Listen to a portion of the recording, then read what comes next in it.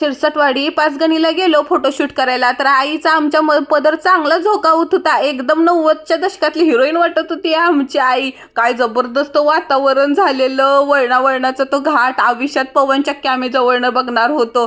पोरांनी तर फुलटू मजा घेतली. मग काही तर आले तर आमच्या कपलचं चांगलंच फोटोशूट चाललं. आमच्या नंदुबाईला रावसमध्ये फोटो पाहिजे होता बरं का. दादा म्हणाले, ते बघ तुला तो उन्हाळ्यात तो उशाचा पंखा आणून देतो. म्हणलं राहू दे, आपल्याला काय उचलणार नाही, आपण पुढं आणायला जाऊया म्हणून गेलो. पुढं तर आमच्या स्कूटीवरची पोरं ती धाकोस लांबावर. रोमॅन्टिक पिक्चर मधनं आम्ही डायरेक्ट हॉरर पिक्चर मध्ये आल्यासारखं वाटायला लागलं. अहो त्या उन्हाचा आणि ढगाचा लपंडाव चाललेला. कसलं काळं कुळकुळीत वातावरण झालं आणि समोरून दिसणारा तो खतरनाक पंखा. असं वाटलं फायनल डेस्टिनी मधलं मुंडकं कसं छाटतं तसंच वाटायला लागलं. आईनं तर आमच्या फुलटू मजा घेतली, पण आमच्या नंदुबाईचं पोटच नाही म्हणलं भरलं.